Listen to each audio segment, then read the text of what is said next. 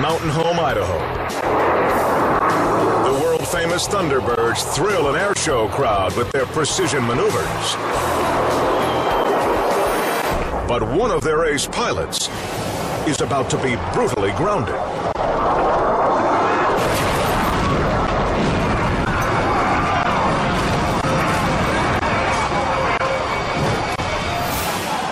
Captain Chris Strickland loses power on a low-altitude loop.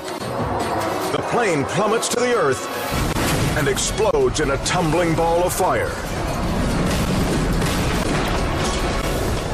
The audience stands in stunned silence.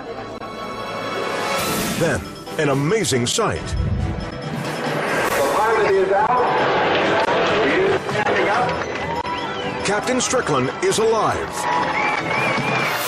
He was able to pull the ejection handle less than 1 second from impact. He launches free, only 150 feet from certain death.